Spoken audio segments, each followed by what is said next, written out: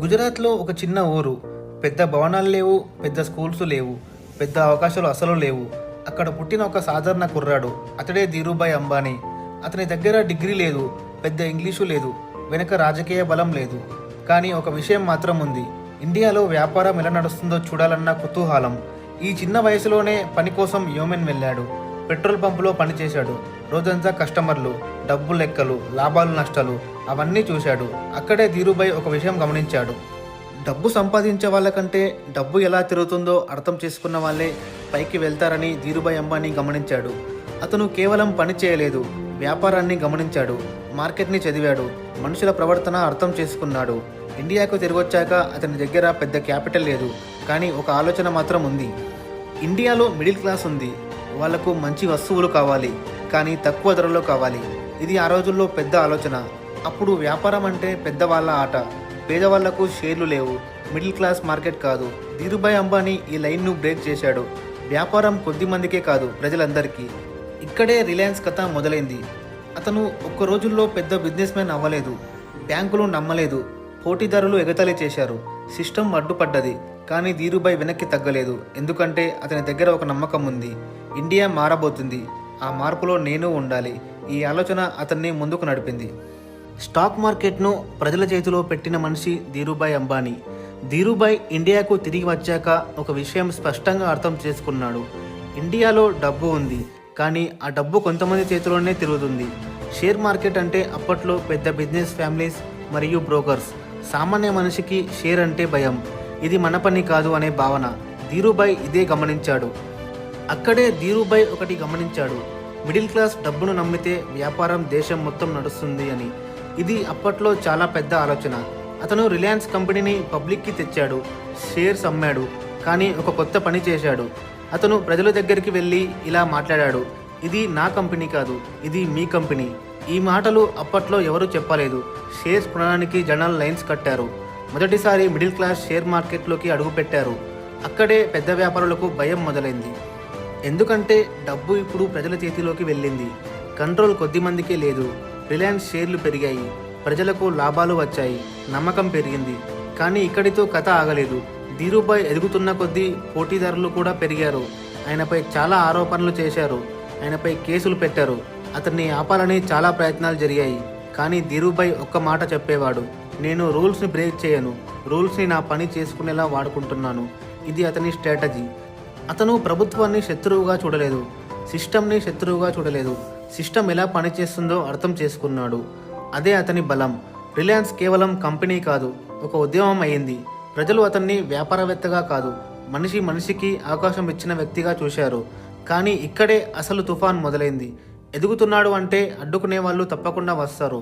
ఆ సమయంలో ప్రభుత్వ మార్పులు, పాలసీ షాక్స్, షేర్ మార్కెట్ ఒత్తిడి, రిలయన్స్ మీద ఒత్తిడి పెరిగింది. ఇది ధీరుభాయ్ జీవితంలో అతి కఠినమైన దశ. ఇక్కడే చాలామంది కూలిపోతారు. కానీ ధీరుభాయ్ అలా కాదు. ఎందుకంటే అతనికి ప్రజల నమ్మకం ఉంది, భవిష్యత్తుపై విశ్వాసం ఉంది. ఈ దశలో అతను తీసుకున్న నిర్ణయాలు రిలయన్స్ భవిష్యత్తును మాత్రమే కాదు, భారతీయ వ్యాపార చరిత్రను కూడా మార్చాయి. అందుకే అతను టెక్స్టైల్స్ దగ్గరే ఆగలేదు. పాలిస్టర్స్, పెట్రోకెమికల్స్, రిఫైనరీస్, ఇలా ఇండియా ఇప్పటి వరకు దిగుమతి చేసుకున్న వాటిని ఇండియాలోనే తయారు చేయాలని నిర్ణయించాడు. ఇది చాలా పెద్ద రిస్క్. ఎందుకంటే దీనికి చాలా పెట్టుబడులు కావాలి, అడ్వాన్స్ టెక్నాలజీస్ కావాలి. ప్రభుత్వం అనుమానంగా చూస్తుంది. కానీ ధీరుభాయ్ వెనక్కి తగ్గలేదు. అతను చెప్పిన ఒకే ఒక మాట: ఇండియా భవిష్యత్తు చాలా పెద్దది, మన కలలు కూడా పెద్దవిగా ఉండాలి. ఇక్కడే రిలయన్స్ ఒక కంపెనీ నుంచి ఒక ఇండస్ట్రియల్ పవర్గా మారిపోయింది. కానీ అదే సమయంలో ధీరుభాయ్ ఆరోగ్యం దెబ్బతినింది. స్ట్రెస్, నిద్ర లేకపోవడం, నిరంతర ఒత్తిడి. ఇది బయటకు పెద్దగా కనిపించదు, కానీ లోపల పోరాటం నడుస్తూనే ఉంటుంది. అయినా కూడా అతను ఆగలేదు. ఎందుకంటే అతనికి ఒక విషయం బాగా తెలుసు: నేను ఆగితే నా కళ ఆగిపోతుంది. ఇక్కడే తన ఆలోచనలో ఫ్యూచర్లో రిలయన్స్ని ఎవరు ముందుకు తీసుకెళ్లాలని మొదలైంది. ఈ సామ్రాజ్యాన్ని ఎవరు ముందుకు నడపాలి? నా తర్వాత రిలయన్స్ ఏ దశలో వెళ్ళాలి? ఈ ప్రశ్నలకు సమాధానం అతని కుటుంబంలోనే ఉంది. ధీరుభాయ్ వ్యాపారాన్ని గెలిచాడు, సిస్టమ్ను ఎదుర్కొన్నాడు, ప్రజల నమ్మకం సంపాదించాడు. కానీ వ్యాపారం కంటే కుటుంబం ముఖ్యం. రిలయన్స్ ఒక భారీ సామ్రాజ్యంగా మారుతున్న సమయంలో ధీరుభాయ్ మనసులో ఒక ప్రశ్న మొదలైంది: నా తర్వాత ఇది ఎవరి చేతిలో ఉంటుంది అని. అతనికి 2 కుమారులు. వాళ్ళే ముఖేష్ అంబానీ, అనిల్ అంబానీ. ఇద్దరూ తెలివైన వాళ్ళు, ఇద్దరికీ ఆలోచనలు ఉన్నాయి. కానీ ఇద్దరి స్వభావాలు వేరు. ధీరుభాయ్ అంబానీ మొదట అనుకున్నది ఏంటంటే ఇద్దరు కలిసి నడిపిస్తారు అని. అది చాలా మంచి ఆలోచన, కానీ వాస్తవంగా అది అంత సింపుల్ కాదు. ధీరుభాయ్ అంబానీ ఆరోగ్యం క్రమంగా క్షీణించింది. ఆయనకు హార్ట్ స్ట్రోక్ వచ్చింది. పని చేయగలిగే శక్తి తగ్గింది. అక్కడే సమస్య మొదలైంది. ఎందుకంటే వారికి అప్పటికే సరైన ప్లాన్ లేదు. ఎవరు ఏం చూసుకోవాలన్న క్లారిటీ లేదు. బయటికి రిలయన్స్ బలంగా కనిపిస్తుంది, లోపల మాత్రం నిర్ణయాలలో గందరగోళం. ధీరుభాయ్ జీవించి ఉన్నంతకాలం అన్ని సమస్యలు అతని వద్దే ఆగిపోయాయి. అతను మధ్యలో ఉంటే అందరూ వింటారు. ధీరుభాయ్ చివరి రోజులలో కూడా కంపెనీ భవిష్యత్తు గురించి ఆలోచించాడు. ఇది ఆయన దేశం మీద పెట్టిన నమ్మకం. కానీ విధి వేరేలా రాసింది. అది 6 జూలై 2002. ధీరుభాయ్ అంబానీకి సెకండ్ హార్ట్ స్ట్రోక్ వల్ల ఆయనకు హార్ట్ అటాక్ వచ్చి చనిపోయాడు. ధీరుభాయ్ అంబానీ ఇక లేడు. ఆ రోజే ఒక మనిషి కాదు, ఒక యుగం ముగిసింది. కానీ అక్కడితో ఆగలేదు. అసలు కథ అక్కడి నుండే మొదలైంది. రిలయన్స్ ఇప్పుడు తండ్రి నీడ లేకుండా ఇద్దరు కుమారుల మధ్య జరిగే పోరు. దేశం మొత్తం చూసిన అత్యంత పెద్ద కార్పొరేట్ విభజన అది. ధీరుభాయ్ అంబానీ వెళ్ళిన తర్వాత రిలయన్స్కు నాయకత్వం మాత్రమే కాదు, నిర్ణయాలు తీసుకునే మార్గం కూడా మారిపోయింది. తండ్రి ఉన్నప్పుడు ఇద్దరు కుమారులు ఒకే మాట వింటారు. కానీ తండ్రి లేకపోతే ప్రతి ఒక్కరూ తన ఆలోచన ప్రకారం నడుస్తారు. ముఖేష్ అంబానీ, అనిల్ అంబానీ ఇద్దరు ఒకే కుటుంబం, ఒకే రక్తం. అయినా వారి ఆలోచనలు వేరు. ముఖేష్ నమ్మింది నెమ్మదిగా కానీ బలంగా ఎదగాలి, భారీ పెట్టుబడులు పెట్టి భవిష్యత్తు కోసం ప్లాన్ చేయాలి అని. అనిల్ నమ్మింది వేగంగా విస్తరించాలి, మార్కెట్లో వచ్చిన అవకాశాన్ని వెంటనే ఉపయోగించాలి అని. ఇద్దరూ తప్పు కాదు, కానీ కలిసి నడవలేకపోయారు. నిర్ణయాల్లో తేడాలు వచ్చాయి. మీటింగ్స్లో మాటలు తగ్గాయి. బయట మాత్రం అన్నీ బాగున్నట్టు కనిపించినా లోపల కుటుంబం చీలిపోయింది. కంపెనీ కూడా ఆ ఒత్తిడిని తట్టుకోలేకపోయింది. చివరికి ఇలా కొనసాగితే రిలయన్స్ మొత్తం నష్టపోతుంది. అప్పుడే తల్లి కోకిలాబేన్ అంబానీ ముందుకు వచ్చి ఒక పెద్ద నిర్ణయం తీసుకుంది. రిలయన్స్ను 2 భాగాలుగా విభజించడం. ముఖేష్కు ఆయిల్స్, రిఫైనరీస్, పెట్రోకెమికల్స్ ఇవన్నీ ఇచ్చారు. అనిల్కు టెలికాం, పవర్ ఫైనాన్స్, ఎంటర్టైన్మెంట్ వచ్చాయి. మొదట్లో చాలామంది ఇద్దరు సమానంగా ఎదుగుతారని అనుకున్నారు.